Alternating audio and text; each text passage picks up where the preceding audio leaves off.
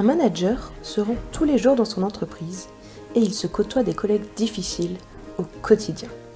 Il ne sait plus comment les gérer. Quel mode de management va-t-il adopter pour gérer les personnalités difficiles ? Restez bien assis, on va tout vous expliquer. Scène 1. L'hypercritique.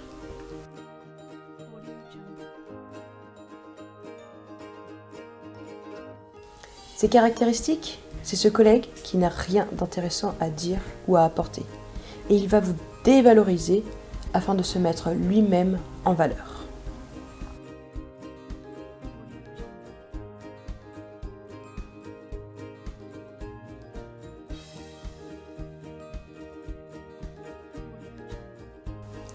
Un jour, en pleine réunion, toute l'équipe trouve l'idée du siècle.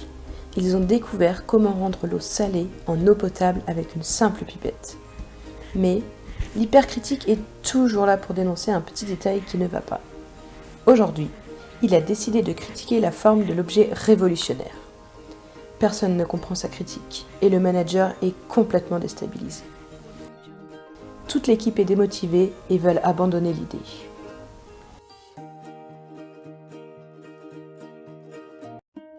Alors comment aurait-il fallu réagir ? Cette fois-ci, suite à la remarque de l'hypercritique, le manager prend les choses en main et lui demande en retour ce qu'il propose de mieux. L'hypercritique n'a rien à répondre.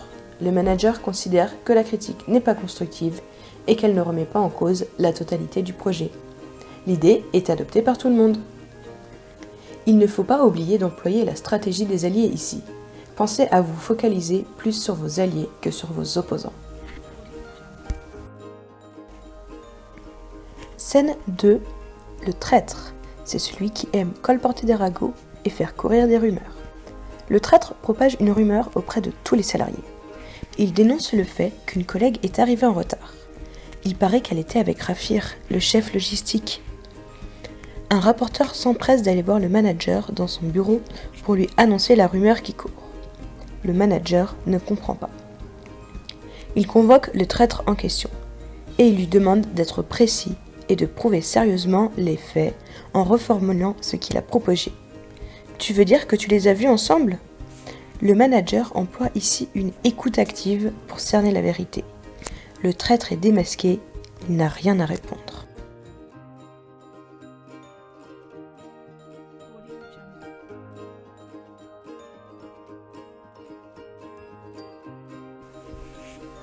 Scène 3. La râleuse. Vous le savez certainement, nous autres les Français sommes souvent perçus à l'étranger comme étant un peuple de râleurs.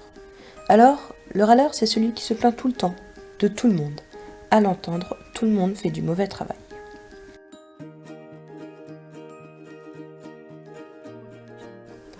La râleuse ne sera jamais de bonne humeur en entreprise. Son comportement déteint sur les autres salariés et crée une mauvaise ambiance au sein de la société.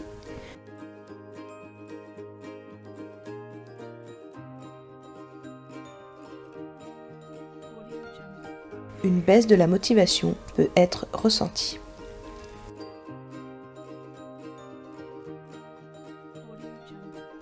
Le manager va à la rencontre de la râleuse et la prend à part pour savoir ce qui ne va pas.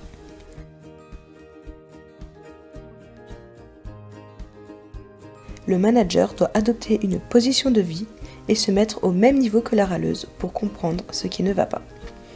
Il ne doit pas parler d'adulte à enfant, mais d'adulte à adulte. En se mettant à son niveau, le manager a pu comprendre ce qui n'allait pas. Il a prêté attention à ce collègue. La râleuse repart avec plus d'objectivité suite à l'échange avec le manager. Scène 4. Le solitaire. Ses caractéristiques ? C'est celui qui ne vous dit pas bonjour quand vous le croisez. C'est tout juste s'il vous regarde. Si vous insistez, il répond en grognant. Quand le solitaire arrive dans la pièce, tout le monde lui dit bonjour. Mais lui ne répond pas. Il n'y porte même pas attention. Le manager doit prendre en compte le caractère du solitaire. Il doit faire en sorte d'éviter de lui faire des travaux de groupe où il ne saura pas comment se positionner. Scène 5. La manipulatrice.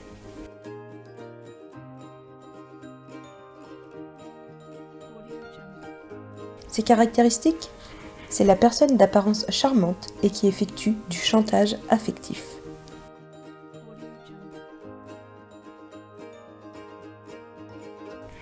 Le manager demande à la manipulatrice de rédiger un dossier pour la semaine suivante. La manipulatrice prend à part un collègue pour lui demander de faire un dossier à sa place en se justifiant sur le fait qu'il n'a pas le temps et que l'autre est bien meilleur pour cette tâche.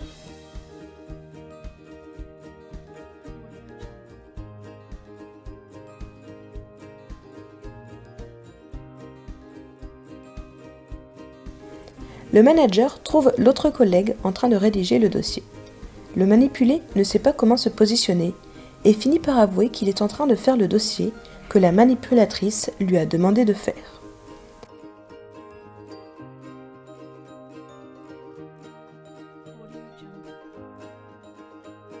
Le manager rencontre la manipulatrice par la suite. Cette dernière lui fait croire que le dossier avance bien. Le manager n'est pas dupe. Il met les choses au clair, s'impose et lui demande de faire lui-même ce dossier en négociant. Il adopte donc un mode de management adéquat à la situation. Mode de management, imposition 5 sur 9, négociation 3 sur 9, animation 1 sur 9. Voilà, nous avons fini notre petit tour. On espère que le manager va pouvoir s'en sortir maintenant, avec toutes ces personnalités difficiles. Et que vous aussi, vous pourrez appliquer ça dans votre entreprise. À bientôt!